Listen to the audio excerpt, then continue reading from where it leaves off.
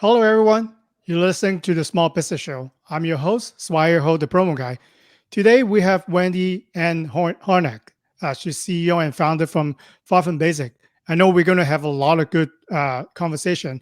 She's a business growth strategist, a speaker, a mentor, a human connection guru. She's also a brand influencer and lead generator. Especially, I'm going to ask her about the clarity and mindset boss. How are you doing, WendyAnn? Doing fantastic. Thank you so much for having me. I'm super excited to be here with you guys today. Would you please tell us more about the work that you've done? I know you have a lot of amazing title, and you're a great speaker. Especially, want to find out what has uh, your business changed for the past 12 to 15 months. What are some of the conversations that you have had with your clients? Yeah, sure. So I think over the last year, we've really focused more, from especially on my clients. My clients range, from whether it's everybody's success looks a little bit different. So there's always that comparison. But I have clients who are small business and I have clients who are in the multi-millions. So this year, particularly, it's really been a focus on how do you want to spend your time, right? Because it's the only thing that everybody has the same amount of, and it's limited for all of us. But how do you really want to spend your time? What are your core values? And then what are you going to do to put that plan into action? And then getting kind of a strategy and a system in place to go ahead and follow that, and then holding them accountable to see how they're going to get to where they want to be. And honestly, why they want to be here. Because there's been so much change in the last year and a half. There are people who unfortunately have gotten up and gotten themselves into careers or into jobs, a 9 to 5, that they hate. And no one wants to spend their life that way. They want to, find something that invigorates them. And everybody thinks, oh, that's just not for me. That's for somebody else. And it truly is for everyone. There is something that's a burning desire in you to want to do something different and want to help and, reach more people and do something that you really love. And that's really been the surrounding of a majority of our conversations that we've had. And, the backbone of our business has been creating your own economy. And how exactly do you do that? So this year particularly, there have been some ebbs and flows, but for the most part, it's been a really positive experience for those who have really sat down with themselves and thought about, what do I want what do I want to do? And what do I want my life to look like? I love that, and I've certainly be encounter examples for myself and read a news article that a lot of us, if we have choice, we are not going to change. But then the past 12 and 15 months has forced us to make a lot of changes.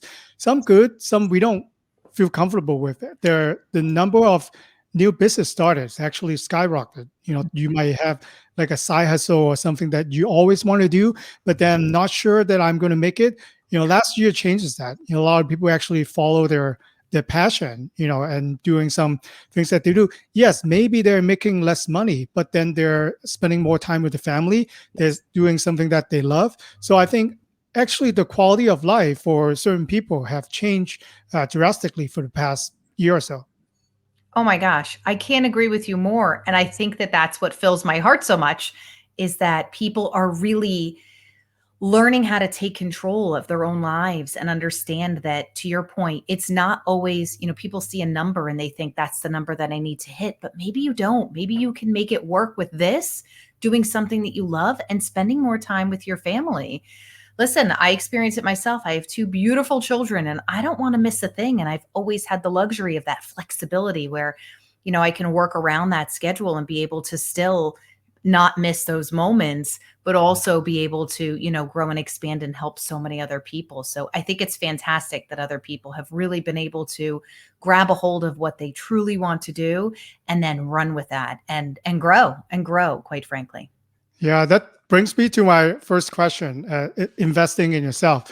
I was reading your blogs, doing the research for our conversation today, and sorry if I'm giving away your latest blog content. You mentioned about having enough sleep, having quality sleep. This is something that I think all of us can do and is available to us, but then, we choose not to do it. So We and do. then especially when you're an entrepreneur, when you're business people, you think about, how much money I would spend on my SEO, my Facebook campaign, but then not a lot of us will spend the time or the money or resources to investing in ourselves. Why do you think we do it this way? I think it's because it's how we're taught. And I will be the first to admit I leaned the same way, thinking you have to learn all of these skills and you have to invest in all of the things in order to be successful in business. And if you turn on any news or social media network or whatever, there's constantly people that are pulling for your attention and telling you what's right, what you should do next, and what the next best thing is for you to be able to get to that next level. But what people often overlook, and I found this very quickly, luckily, was probably about 2 years ago.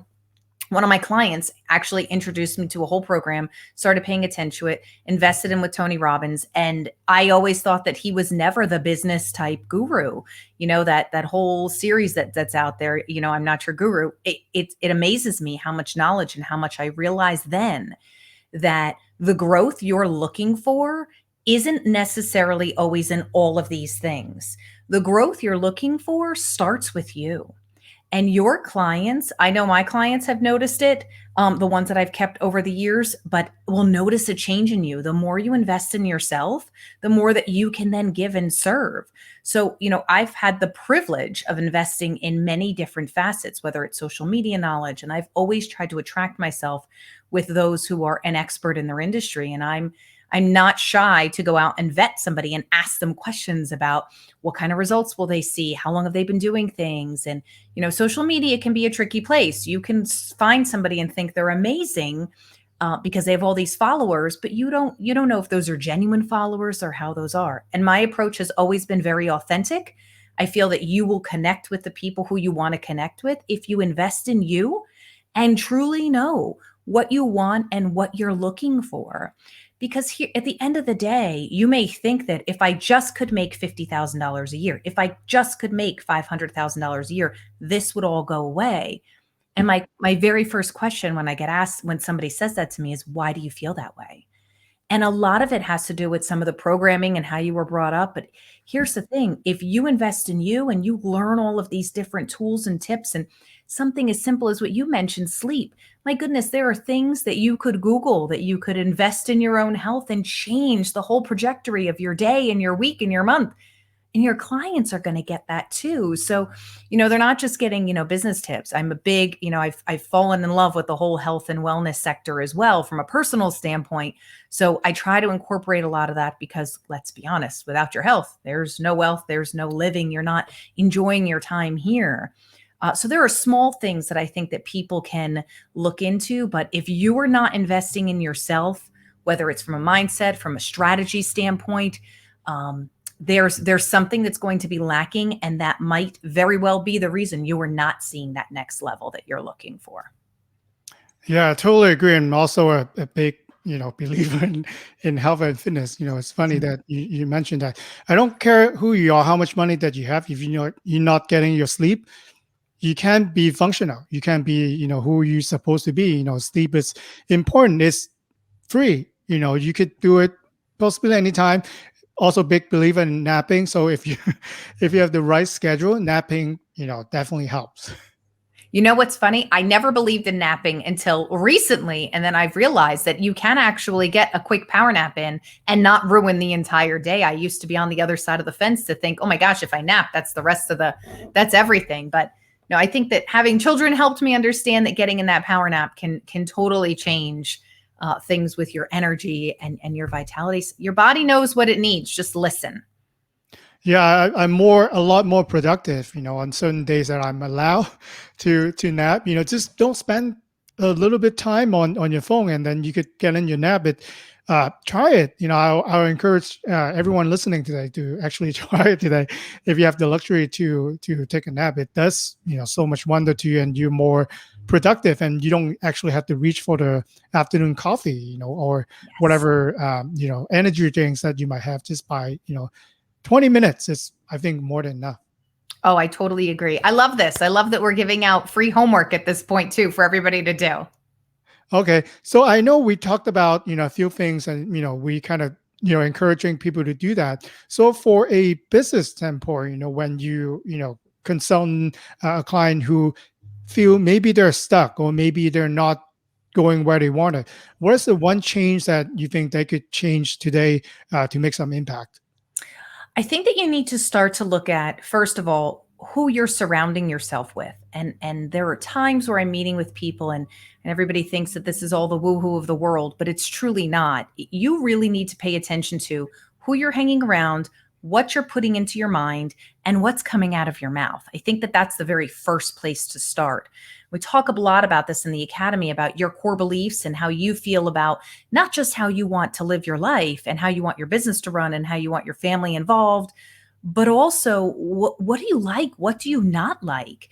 And making sure that that falls into play, because once you realize those very simple, and these are basic things you can easily do by just spending an hour alone in a room with a pen and a piece of paper, it doesn't take a lot of time, but boy, will it make a huge difference in your business and in your day-to-day operations, because you will truly start to get back to the core as to what you're looking to do.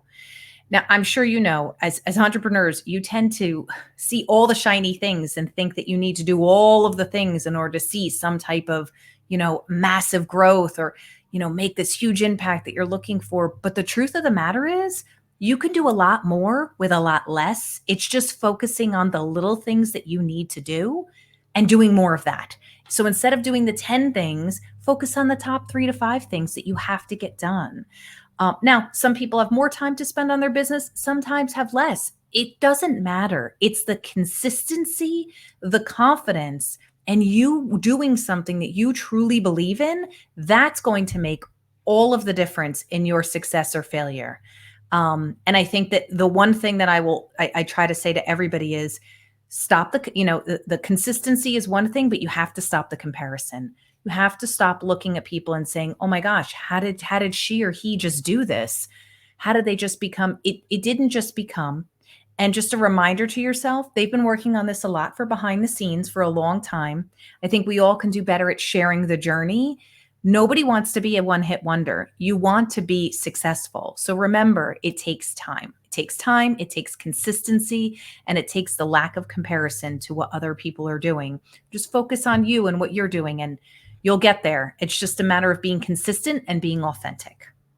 Yeah, I love what you just said. I'm big believer, and my motto is do more with less. Yes. Always think about how I can do more, but with less effort, less strategies. And in business, less money. There are, technology that can help us to filter down, the noise, that spam filter. You can unsubscribe something that no longer relevant to you. You could just filter the important news that you are supposed to read, and that's it. You don't have to, glue yourself to watch endless of news. It's just how you consume your information. And with technology, you can have a calendar out there to have people book you with the time that is convenient for you, so you don't go after 5 phone calls and 2 emails just to schedule a meeting. Now with calendar tools, you can do that with one link. That's it. So you can do a lot more as a small business owner.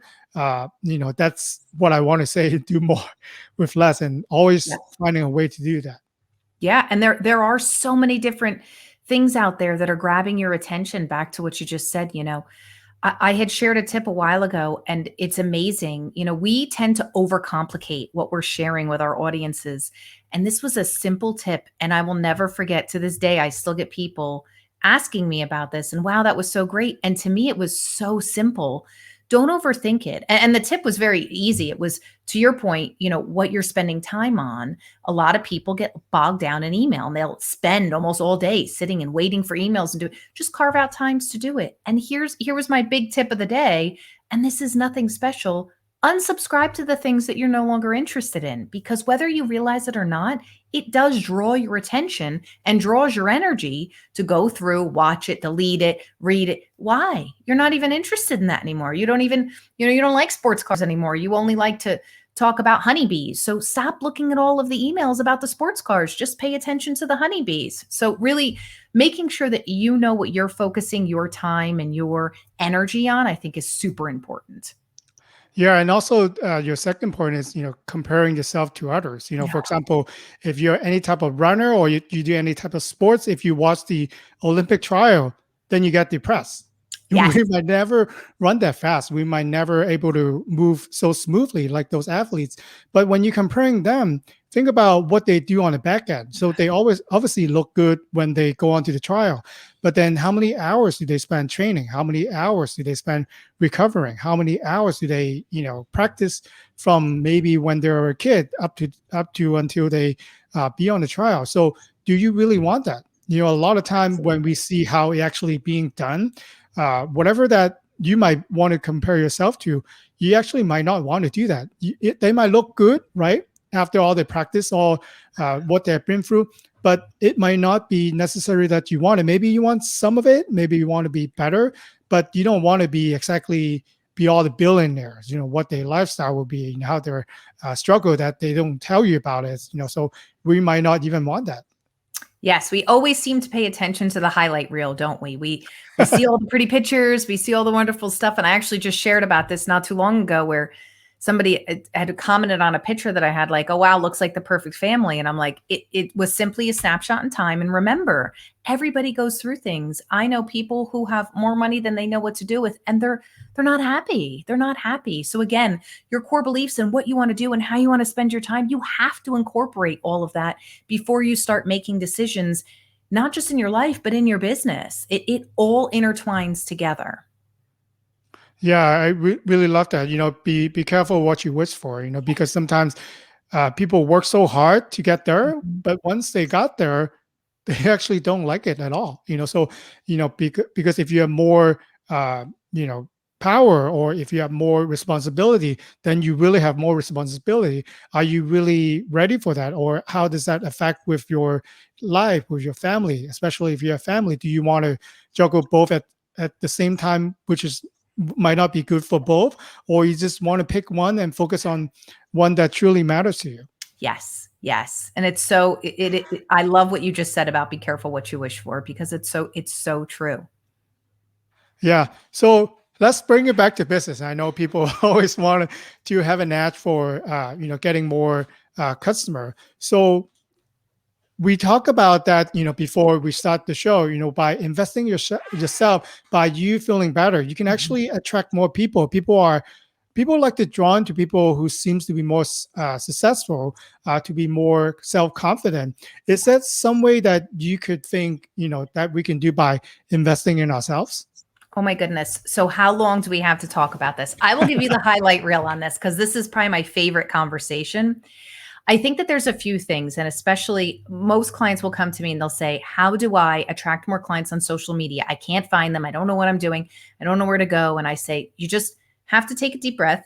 And I want you to do something very simple. I want you to fill out a piece of paper, take a line down the middle. What does your client like and what do they not like? And figure that out. And then I want you to talk to that. Like I sat on a training about a month ago and it resonated with me so much because all you have to do is be authentic, and all you have to do is think, how can I make it better for this person? Just think of your ideal, one of your favorite clients, think of them, and if you don't have one yet, because a lot of people are like, oh, I'm just starting. How do I even know? You can create them. They don't have to really exist. You can create this person, and then you're literally going to talk to this person all the time. So if it's Bill or if it's Terry, and you can design this person, and that's where you're going to go with your marketing. And people say, I don't know what to post exactly how you're feeling and how you that can be helpful to somebody else. Share your experiences and serve. And I think that the key to this is the more you're sharing stories, whether they're yours, they're your clients, they're obviously people whose stories you're able to share. I think it's really important you understand that resonates with people, and that's where you want to be. You want to be able to resonate with your potential clients and have them attracted to you to be able to say, that's who I think can get me to the next level.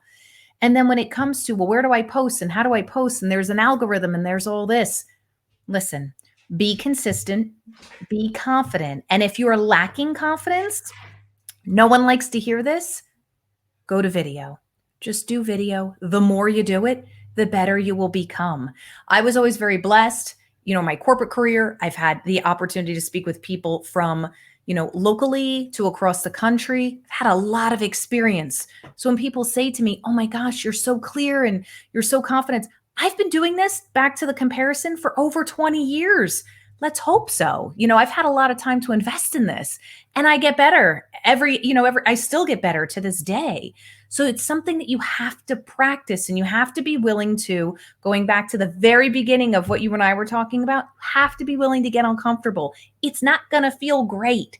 Like, I wake up in the morning and there's times I don't want to go for that 2-mile walk. I just don't want to, but I do it and then I feel amazing. It's the same thing. Everybody wants to be skinny, but by staring or fit, when you're staring at the weights, they're not going to just lift themselves and come, and you're going to look exactly the way you want.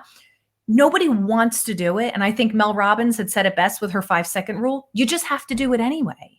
And the more you do it and the more you practice and the more you get out there, you're going to do outstanding, and it's going to shine through as long as you're sticking to what you're truly, like, truly. Don't do things because you see somebody else doing it and being successful and you think, oh, that would be great. I can do that and it'll be wonderful for my family, when you don't even believe in that. Make sure it's something that you believe in and that you are going to be consistent with. And the more you practice, the better you're going to get at it. So get really uncomfortable. If content planning is a struggle for you, like we talk about this in our group all the time, it's a simple formula that you want to sit down. You want to figure out what you like, what you don't like. You want to divvy out your days that way and just get started. It's going to get better over time. You're not going to come out and be the best wordsmith. Just keep doing it and listen to the final thing I will say is just listen to your customers. People, large companies spend billions of dollars, and I've sat in the room with them on marketing and trying to figure out what their ideal client likes and doesn't like. And I'm here to tell you that with the way social media works today, you can obtain that yourself pretty darn easy just by asking and listening to your clients or your prospective clients. So really listen and dial in to who you're looking to help, and keep that feedback and treat it like gold, because that's exactly what it is. I think, WendyAnn, you answer a really very important point in marketing. I always talk about, finding your target audience, knowing who your target audience are, and you try to market to them. And yet you just went one step beyond. What if you don't have relationship with that target audience right now? But, you could pretend that they exist and you're talking to them like how we have a conversation right now. The tone, how do you speak to them? How would they like to receive their information? What kind of, link should you send? What kind of information should you send? Just pretend you have that, target audience in front of you and you're talking to them. Because on social media, if you try to talk to everyone, you're talking to nobody. Correct. So because if I felt that, whoever advertising are messaging to me directly, personally, I pay more attention. There are brands that I actually like to follow because I like the story. I like how they're treating their employees. I like the material that they use, or maybe just how they, treat their customer as a business. So imagine that person is there and you're actually talking to them. How would you craft your information? How would you not trying to talk to everyone? Because I think, we get filter because we're trying too broad. We're afraid to go a little bit more narrow, to go more niche, to talk to a certain individual. The market is big. Even if you are in a small business, there are better clients that you can have than to have everyone. And especially, like you said, be more comfortable and be on video. Actually, we are improving a lot by having Zoom meetings. Before you still have to do face-to-face. Face-to-face beats video. But then if you want to talk to a lot of people, video is still the best. And just by having a Zoom call, be comfortable on video, it's not that difficult. If I can do it, a lot of people can do it. You just sit in front of a camera, figure out your angle, figure out your lighting. Maybe, there's something that you need to invest, right? But then it's a lot easier than you have to rent a corner office by the ocean. Having a video setup that looked nice is a lot easier than to having a full-blown office that impress your client. So, these are little changes that, we see happen for the past 12 months that could be advantageous to a small business. Oh my gosh, I so agree more. And my first 20 plus years have been in boardrooms or in meeting rooms or face to face. And when everything shifted to the online, everybody's just going to, especially last year, Zoom was very difficult for some people, but think of it this way. You never know. If I invite you to a Zoom call, whether it's a meeting or whether it's a business prospect, you don't know who's going to be on the other, but you have to be on video because you want to connect with someone. It's the easiest way to connect with people. So to your point, practice. Just put everybody has a cell phone these days. Everybody has a cell phone. You don't have to use the computer. Just put yourself in front of, a window and try it. Just get yourself a good intro, get comfortable with talking. Clearly I don't have the issue with talking, but just get comfortable with hearing your own voice and talking in a tone that you feel your prospective client would want to hear. And I love what you said about, the targeted. And I have people who are just starting and they're like, there's so much out there. Just go deep. That's all I can say. Go deep. Don't worry about all of this. There is plenty out there for everybody. Don't wish anybody ill will. Trust me, there is plenty of people out there and consumers that are looking for you specifically. Draw up 100 list and go after that. And just focus on that a little bit each day. And I promise you, you will learn so much during that process that you will feel like an expert in a lot faster time than you would if you just keep, to your point, going out and being so broad with so many messages because you're afraid in your messaging you might be cutting somebody out. That's not the case. You want to attract that niche, and that's really where you're going. The rest will come, I promise. Yeah, and I think by being more personable is actually a big help. So what I've been doing since the pandemic started is, obviously we are very comfortable using Zoom right now. Yeah. So instead of having a phone call with my client, I will actually, like I just said, I'll share my calendar with them. We actually hop on a Zoom meeting. Just by your potential contact or your client seeing a face and having a little conversation actually goes beyond what you can have on the phone. Obviously, face to face, whenever that is safe and available, is still the best. Yeah. But then the next best, you don't have to travel. You can connect with basically anyone in the world with a webcam and a camera. So think about the reach that you are potentially able to do. And I have so much good information and then good conversation with contact doing the show. I actually done a lot of shows that people from all over the country, which normally in normal circumstances we never would have met. Yeah, isn't that crazy? And I think when it first started, I felt like I was missing that connection with people because I was so used to seeing everybody in the office or going in here or visiting clients in person. But then I realized that how grateful am I that I can meet with people. I can meet with you who's 2 time zones away from me. I didn't have to jump on a plane. I got to sleep in my own bed. I didn't have to worry about a rental car. Like, there are some perks, yet at the same time, we have the advantage of being able to do this and then some. It impacts so many more. So I will admit it took me a little bit, but once I realized that, so I think it's a great point to share with the audience that you have to realize what you have at your fingertips now. And yes, I agree. Face-to-face is amazing, but this can be good too. So just become comfortable with that. And you will notice the doors that it will open for you, not just from a client perspective, but also from a personal development standpoint. Yeah, I think if you're in sales like me, one of the advantage that you can think of, again, going back to do more with less, chances are maybe before we're comfortable with Zoom, you have to go meet your client. You might have to meet the CFO, or you might have to meet other personnel in a company. But now you can get them all on a Zoom meeting. Find a time that works for all of you, and then get all the details hammered out. How much time would that actually save you? And then you can actually have access to your own computer. You have all your files in there. You can create a creative and impressive presentation. Then you can actually play it from your computer. You don't have to travel. You don't have to figure out all the text. If that works for your business, I'm sure that I can speak for a lot of different industry. How would that make you more effective? How much time would that actually save you, and how much money can actually save you on the bottom line? Oh my gosh, absolutely. And you talk about schedules. I mean, as soon as you said that, I remember how many times trying to, going to a client, a bunch of us will fly out and we'll meet with you and we'll have a great presentation. You're like, this is great. We want to show it to our CFO. Can you come back in a month and a half? And I'm like, what?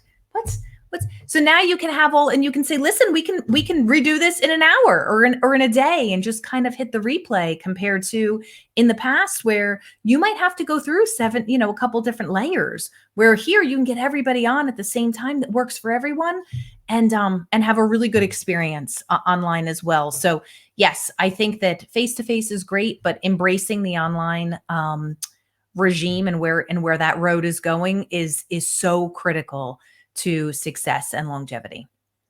Yeah, Wendy, and I think our conversation could go on forever. But is there anything that I didn't ask you that you think you should share by having the right mindset and encourage the listener to invest in themselves? Yeah, I think that it's just very important for you to take some time to yourself. I never realized the importance of reading every day. And I used to despise reading, and now I love it. And I think that it never clicked for me, and this made it happen. What you pour into yourself is what gets poured out to everybody else. So always keep that in mind. So the more positive and the more knowledge and the more, life is ever changing. Look at what just happened in the last year and a half. So learning new things and being able to adapt and change and then impact and serve others. If that's really what you're going for, you need to pay very close attention to the people you surround yourself with, the rooms that you're hanging out in, and what's coming out of your mouth and into your mind.